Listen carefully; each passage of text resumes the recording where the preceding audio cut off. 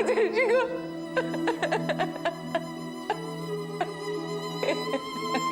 बस हो गया, बस बस बस बस रख दो फोन अभी, आपको ही तकलीफ हो जाएगा। राजेश!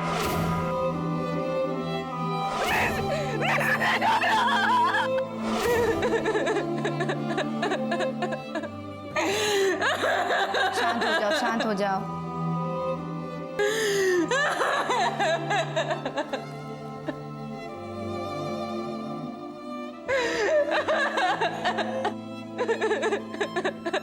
मिस उर्मिला, मी पीआई अमित माने, क्या अभी आपके लिए यह मुमकिन है कि आप हमारे कुछ सवालों को जवाब दे पाए?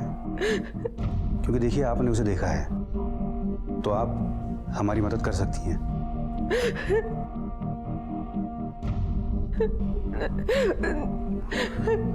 पाटिल मैडम, स्टेटमेंट लिहून घ्या। मिस उर्मिला, बताइए क्या हुआ था वहां पे?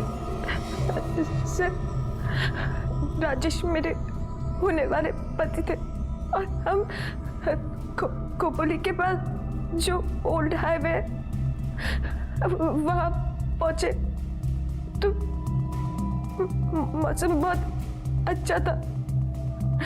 तो राजेश ने कहा कि तो थोड़ी देर यही रुकते हैं। वहां पे एक बाइक पे ट्रैफिक हवलदार आया। ए, क्या चल रहा है यहाँ पे? बाहर निकल। क्या लफड़ा चल रहा है? 500 रुपये रख लो, आधे घंटे में निकल जाएंगे हम लोग। Thank you sir. पैसे लेके वो वहां से चला गया, लेकिन फिर आधे पौने घंटे बाद वापस आया तो उससे बात करने के लिए राजेश नीचे उतरा। अरे सर, क्या हुआ? 500 रुपये में 1 घंटा तो बनता ही है ना। चलो कोई नहीं, आप एक काम करो, आप ये 500 रुपये और रख लो। सर अभी समझ के लो ना please.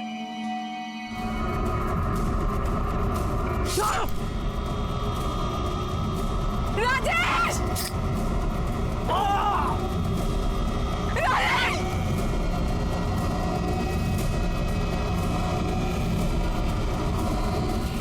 Traffic constable? Are you sure traffic constable ने राजेश को मारा? आपका ही आदमी था, उसने सफेद कलर की यूनिफॉर्म पहनी थी। क्यों? आपका आदमी है, ये सब सुन के आपको शौक हुआ? देखिए मिस उर्मिला, गुनहगार सिर्फ गुनहगार होता है, वो ना आपका होता है ना हमारा होता है, वो किसी का नहीं होता। लेकिन अगर ये काम हमारे ही किसी आदमी ने किया है तो मैं आपसे वादा करता हूँ कि अगले 24 घंटे में मैं उसे पकड़कर आपके सामने खड़ा कर दूंगा। पुलिस से घबराइए मत, भरोसा रखिए। अच्छा, अब ये बताइए, राजेश को मारने के बाद उसने क्या किया?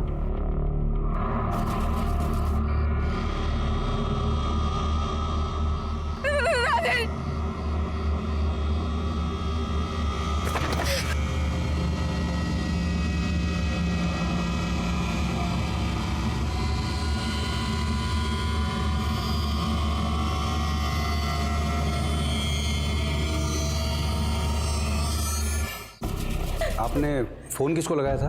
मैंने अपनी आई को फोन लगाया था, मैंने लगा नहीं। उस वक्त मुझे कुछ भी समझ में नहीं आता था, मैं बहुत डर गई थी।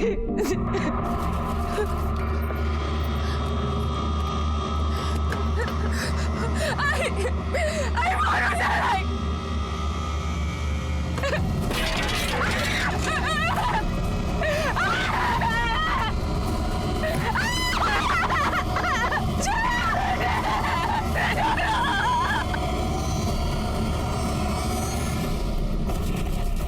आपने उसके बैच पर उसका नाम देखा था?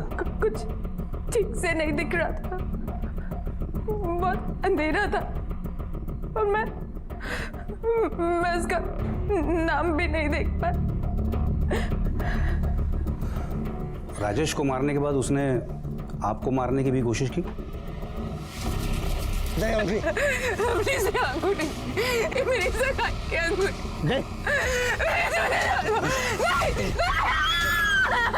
जय चंदे,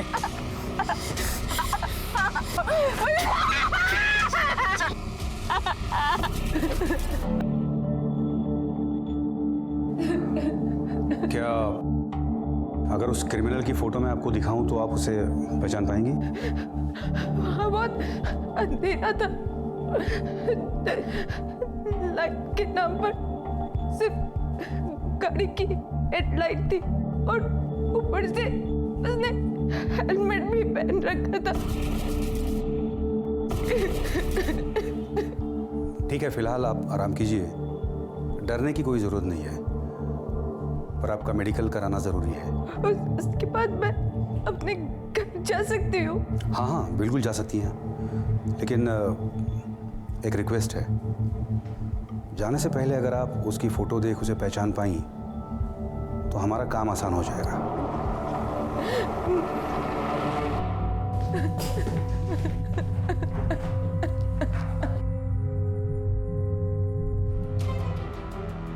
कौन कौन है नाइट ड्यूटी पे पता करो, जो छुट्टी पे हैं उनका भी पता करो कि वो इस वक्त कहाँ है। इसका भी पता लगाओ कि किसे पैसे की ज्यादा जरूरत है। जब रक्षक ही भक्षक बन जाएं तो नजारा क्या होगा।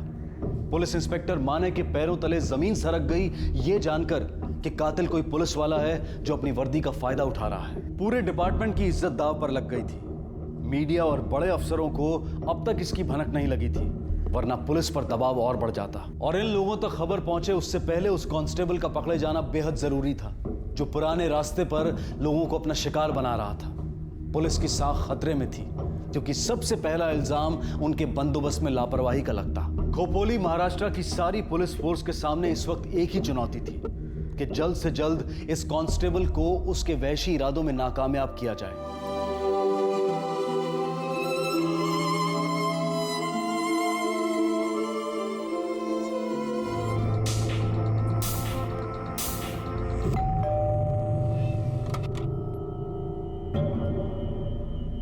जी कांस्टेबल श्रीधर नायक कहाँ है? साहब वो तो ड्यूटी पे हैं। क्या हुआ साहब, आप ऐसे क्यों पूछ रहे हैं? कुछ हुआ है क्या? कुछ नहीं, बहुत कुछ हुआ है। मर्डर किया उसने। क्या मर्डर? नहीं नहीं साहब, जरूर कुछ गलतफहमी हुई है। वो तो खुद ट्रैफिक पुलिस। मतलब पैसे की जरूरत है उसको, लेकिन ज्यादा उसने रेप भी किया है। जी सर। उसके पर्सनल लाइफ के बारे में कुछ, उसके बीवी के साथ उसका रिश्ता कैसा है? पता नहीं सर।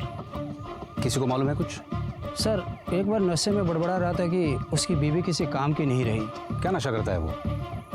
दारू पी के ड्यूटी पे आता है? नहीं सर, दारू का तो लत नहीं था, लेकिन गांजे की बहुत बुरी आदत है उसको।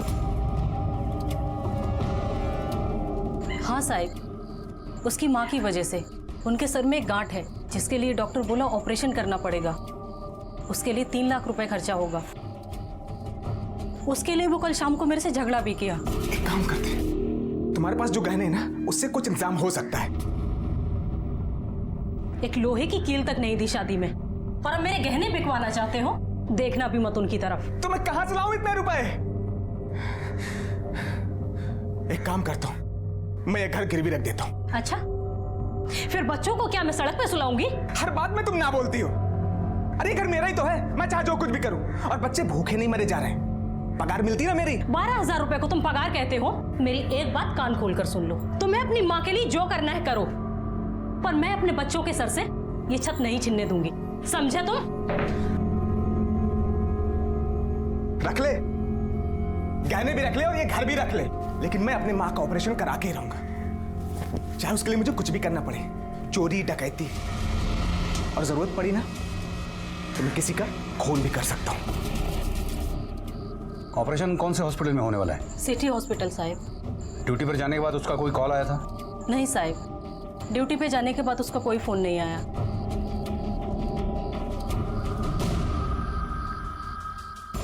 माइकला 3 लाख की गरज है, और जब तक ये सारे पैसे जमा नहीं हो जाते वो इसी तरह लोगों को लूटता रहेगा और मारता रहेगा। और जब ये सारे पैसे जमा हो जाएंगे वो या तो घर आएगा या सिटी हॉस्पिटल?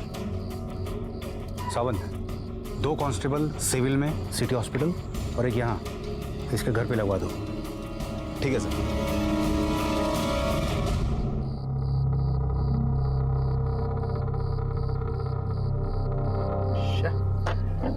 नेटवर्क भी नहीं आ रहा है। ये नेटवर्क क्यों नहीं आ रहा है?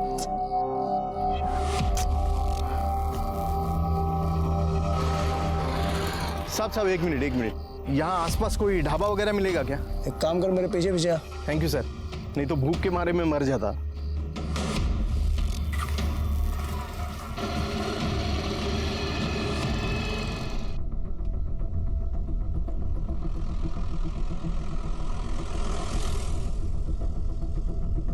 ये कौन ट्रैफिक हवलदार था? सर, और 3 कांस्टेबल को बाइक पर पेट्रोलिंग के लिए लगा दिया है। कामड़े, राणे या मेमाने, इन तीनों में से कोई एक होगा। नहीं, ये उन तीनों में से नहीं था। इसने ना हाथ दिखाया ना अपनी गाड़ी को देख के कोई अटेंशन दिया। गाड़ी मोड़ो जल्दी।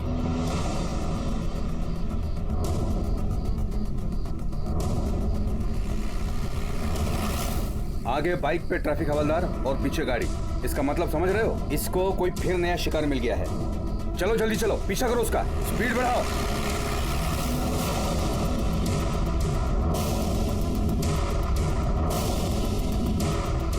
सर, आगे कोई गाड़ी दिखाई नहीं दे रही। 1 मिनट, गाड़ी रोको।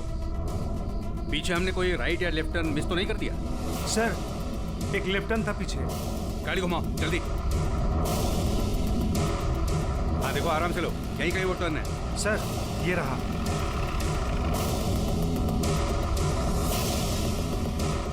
सर, हो रही गाड़ी। नाइक, जहां कहीं भी हो बाहर निकल आओ।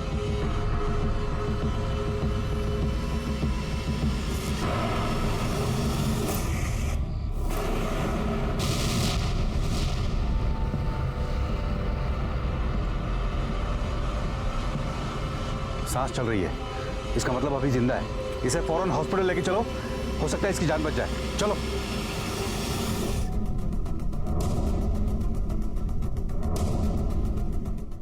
डॉक्टर, कोशिश करना कि ये बच जाए, और जैसे इसे होश आए हमें इन्फॉर्म कर देना। ओके।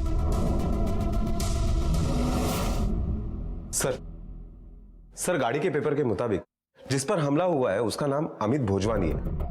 थाना का एड्रेस है, और गाड़ी में जो विजिटिंग कार्ड मिले उसके ऊपर जो नंबर था उस पर फोन किया है। उसकी बीवी आ रही है हॉस्पिटल में। इसका बचना बहुत जरूरी है हमारे लिए, क्योंकि नाइक के खिलाफ इसकी गवाही हमारे लिए बहुत मददगार साबित होने वाली है। सर, लेकिन एक बात मेरे समझ में नहीं आ रही है। उर्मिला ने कहा कि राजेश ने उसे पैसे दे दिए थे, फिर वो वापस क्यों आया और उसने राजेश को मारा क्यों? क्योंकि नाइक को 500 नहीं 3 लाख चाहिए। उसने जब 500 रुपए की नोट लेते वक्त वो वॉलेट देखा होगा, उसके मन में लालच आ गया होगा और उसकी अहमियत उसे बाद में समझ आई होगी। ऐसा लग रहा है कि नाइक को किसी का डर ही नहीं रह गया। अब तो उसे पकड़ना हमारे लिए बहुत ज़्यादा ज़रूरी हो गया है, क्योंकि वो अब कुछ भी करने से नहीं डरेगा। ये अपनी माँ के लिए कर रहा है ना सब, तब तो यहाँ ज़रूर आएगा वो।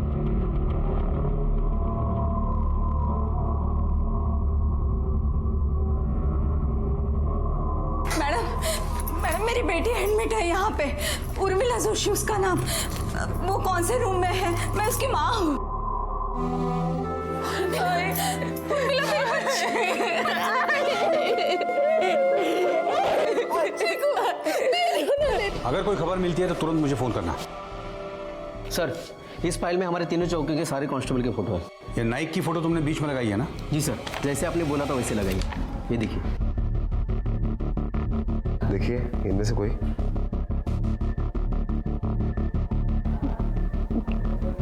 नहीं। इनमें से कोई?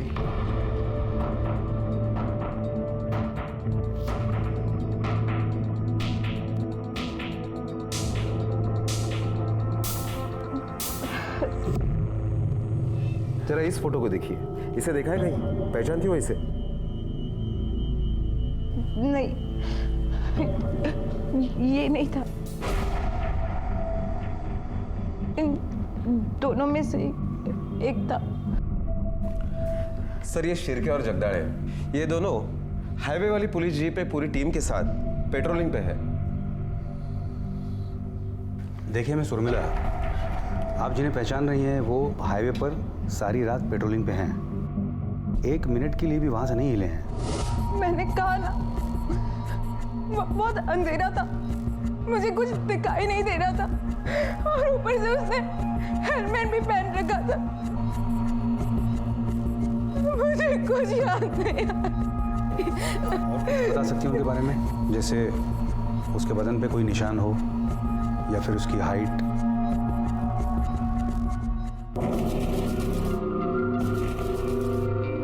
शायद उसकी हाइट 5, 8 या 5, 9। मुझे कुछ याद नहीं आ रहा। बस कीजिए आप, जिस हादसे से वो गुजरी है उसमें आदमी को होश कहाँ रहता है ये सब देखने का। देखिए हम समझते हैं, लेकिन हमारी मजबूरी है। उसने सिर्फ राजेश को नहीं मारा है और 3 लोगों को मारा है। एक बच्चा अनाथ हो गया है, एक आदमी इसी अस्पताल में भर्ती है, पता नहीं बचेगा या नहीं। देखिए प्लीज हमें समझने की कोशिश कीजिए। अगर हम उसे जल्द से जल्द नहीं पकड़ पाए तो ये लिस्ट और लंबी होती चली जाएगी। उर्मिला और देवेश पुलिस की अब तक कोई मदद नहीं कर पाए थे। देवेश अब भी कुछ नहीं बोल रहा था। पुलिस के पास एक ही उम्मीद थी, अमित भोजवानी, और वो उम्मीद भी टूट गई जब अमित भोजवानी ने ऑपरेशन टेबल पर अपनी आखिरी सांस ली। सवाल ये भी उठ रहा था कि क्या ये पुलिस वाला वाकई में श्रीधर नायक था? क्या वो वाकई इस डिपार्टमेंट का था या फिर उसके भेस में कोई और ही इन वारदातों को अंजाम दे रहा था?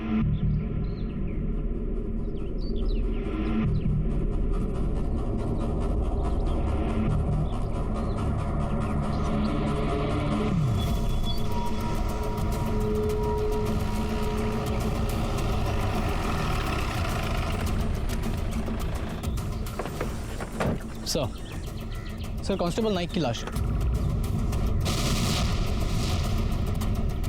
सर ये वही आदमी है जिसने इसे पहली बार नोटिस किया था।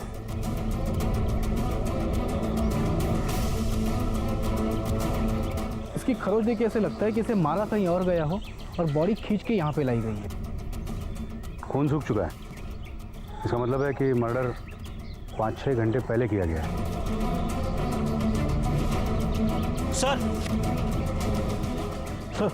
ये चप्पल और शर्ट मिला सर। सर ये शर्ट, लेकिन नाइक को तो वर्दी पे होना चाहिए था। इसका मतलब है कि नाइक के भेस में कोई और ही ये लूटपाट और मर्डर कर रहा है। उसने पहले नाइक को मारा होगा, फिर उसकी वर्दी पहनकर अब वो लोगों को लूट रहा है और मार रहा है। और ये है कौन?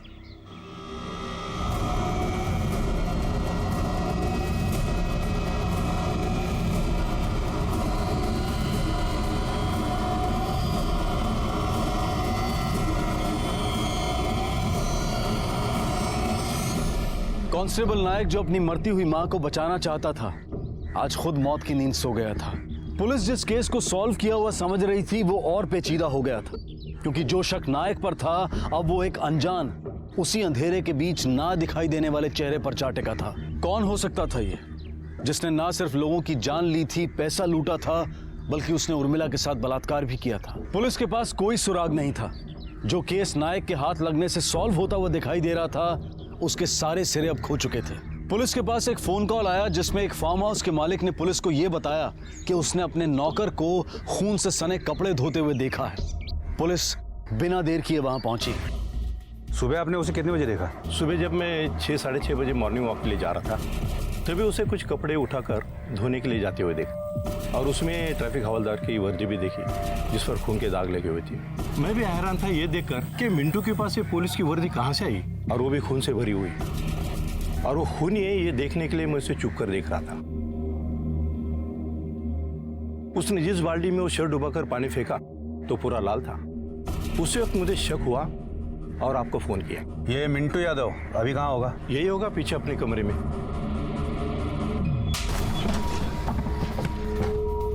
साहब मैं सच कह रहा हूँ साहब, मैंने किसी को नहीं मारा साहब। ये बता पूरी रात कहाँ था तू? साहब मैं अपने कमरे में सो रहा था। ढाबे से वापस आने के लिए कितने बजे निकला था? साहब कल मेरी तबीयत खराब थी, ढाबे पे आके मैं सो गया था साहब। और मैंने ढाबा 10 बजे छोड़ दिया था साहब। उसके बाद तूने खून किए? नहीं साहब, मैंने खून नहीं किया साहब। ये वर्दी तेरे पास कहाँ से आई? इसे तूने ही धो के सुखाया है ना? हाँ साहब, मैंने अभी थोड़ी देर पहले ही धो के सुखाई है। सच बता, इस वर्दी में जो खून लगा था वो किसका था जिसे तूने धो दिया है? मालूम नहीं साहब, उसने मुझे बताया नहीं। उसने किसने? शेख ने साहब, उसी ने मुझे ये वर्दी दी थी धोने को। शेख? कौन है शेख? साहब, जिस ढाबे में मैं काम करता हूँ वो भी उसी ढाबे में काम करता है, और आज सुबह ही उसने मुझे वर्दी दी थी धोने को। शेख, ये पुलिस वर्दी कहाँ से पहन के आ गया?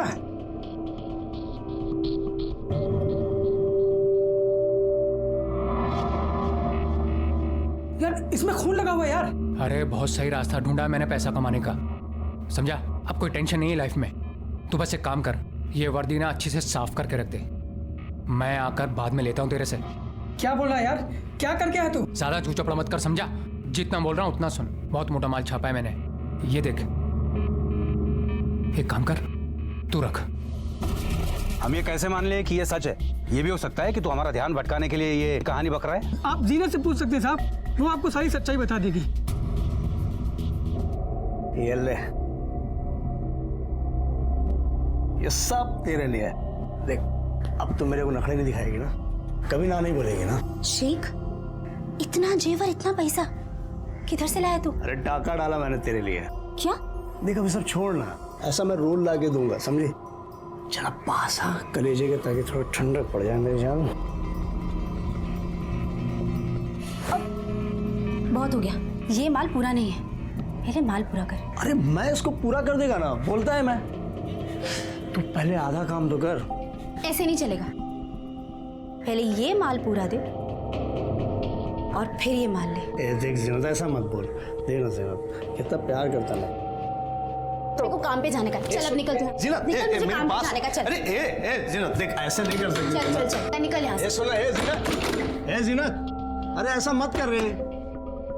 कितना भाव खा रही है तू?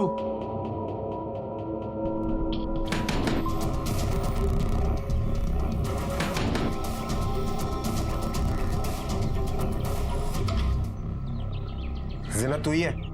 जी साहब, मैं ही है। शेख कहाँ है? वो आकर भी गया साहब। कब गया? अभी आपके आने से पहले। कोई फोटो है उसकी? जी साहब, मोबाइल में। जल्दी से लेके आओ। जी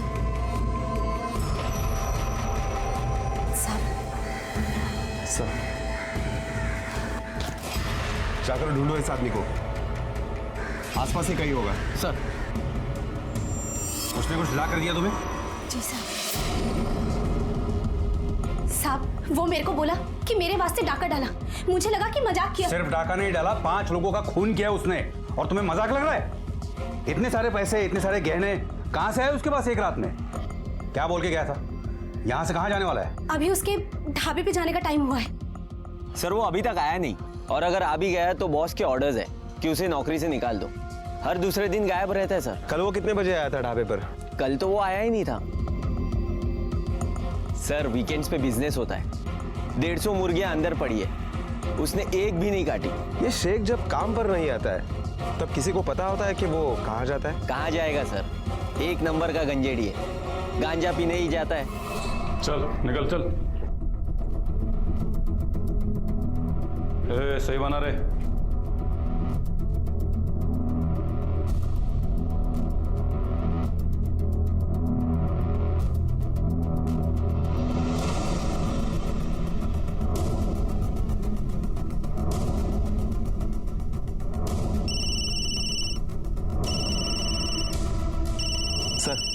सर, सतपाल ने साइन दे दिए।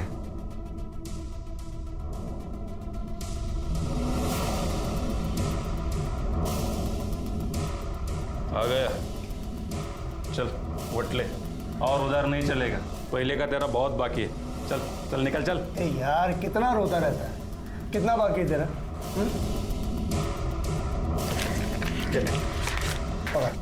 इतना ही बोले तो पूरे साल का दे दो। पूरे साल के लेकर क्या करेगा? क्योंकि जेल में तो तू ये पी नहीं पाएगा।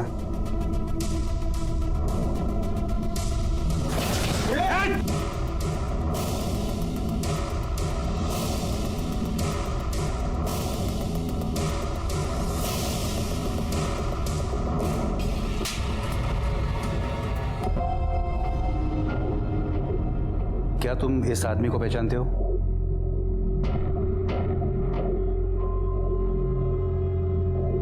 क्या यही है वो आदमी जिसने तुम्हारे मम्मी डैडी को मारा था?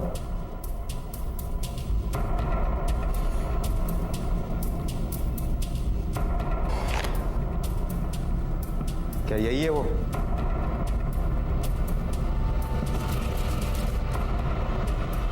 यही है वो। इसने मेरे मम्मी डैडी को मारा। दिवेश रुक बेटा चल चल, अब शुरू से बता, इतने लोगों को क्यों मारा तूने? साहब जो कुछ भी किया वो जीनत का वास्ते किया साहब। बहुत प्यार करता हूँ साहब उसको। मैरिज बनाने का था मेरे को उसके साथ, पर मेरे पास पैसा नहीं था तो मेरे को फुटने को बोली साहब। चल रे, मैं तुझ जैसे कंगाल से काई को शादी बनाऊं? क्या? एक कौन बोला तेरे को मैं कंगाल हूं? हाँ, अरे नौकरी है मेरी, अच्छा खासा कमाता हूं, हर महीने पगार आती है मेरी। तो हंस रही है। शेख, तू जितना महीने भर में कमाता, जीनत चाहिए ना, तो इतना तो करना ही पड़ेगा, वरना बहुत लंबी लाइन है मेरे चाहने वालों की। और वैसे भी तू नहीं लाएगा तो कोई और ले आएगा। वो तेरा दोस्त है ना मिंटू, वो भी लाइन में खड़ा है मेरे। मिंटू देख, तू सिर्फ मेरी है, समझी तू? तेरे को पैसा मांगता है ना, मैं लाएगा, किधर से भी लाएगा, मैं लाएगा। एक औरत को पाने के चक्कर में तूने इतने लोगों को मारा? बता, नाइक को क्यों मारा और कैसे मारा? अरे क्यों नहीं। अरे मिल जाएगा माल, हाँ, लेकिन हाँ इस बार मैं पैसा दुगना लूंगा। हाँ। अरे साहब, आई की तबीयत कैसी है? डॉक्टर ने बोला कि अगर ऑपरेशन जल्दी नहीं हुआ तो बच नहीं पाएगी। मैंने बीवी को बोला कि गहने बेच दे, उसने मना कर दिया। मैंने भी कहा कि मैं जमा कर लूँगा, हाईवे पे गाड़ी रुका रुका के 500,000 करके हो जाएगा। क्या है ना कि प्राइवेट गाड़ियाँ जो भी हाईवे पे जाती हैं उनके पास अच्छा खासा पैसा होता है, हो जाएगा। लाना, मुझे जल्दी जाना है ड्यूटी पे, रात भर जागना मेरा। चलो फिर। अरे वो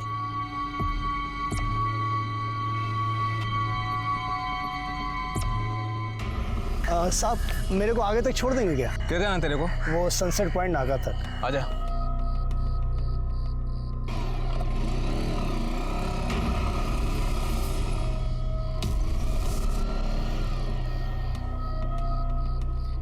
क्या हुआ सर?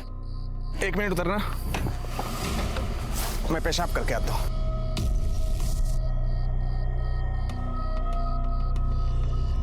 उसका बातें सुनकर मेरा दिमाग चमका। मेरे को लगा अगर इसका वर्दी मिल जाता है तो मेरे को कभी पैसा का कमी नहीं रहेगा साहब।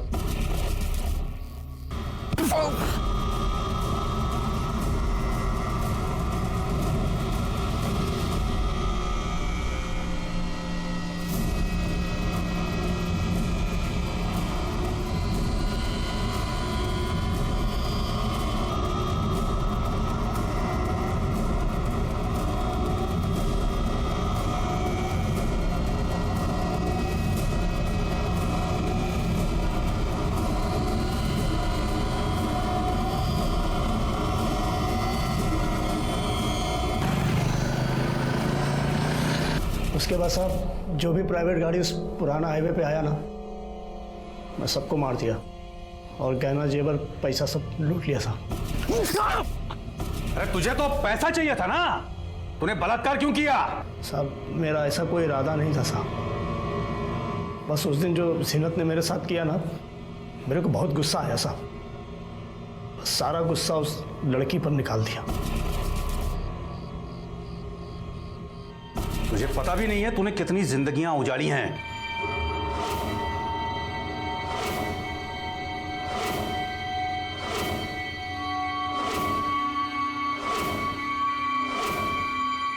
सिर्फ यही अदालत नहीं, खुदा की अदालत में भी तू गुनहगार पाया जाएगा। तुझ पे कोई रहम नहीं करेगा। कहते हैं कि सच्ची मोहब्बत इंसान को भगवान के करीब ले जाती है, लेकिन ये कैसी मोहब्बत थी जिसने इंसान को वैशी दरिंदा बना दिया था?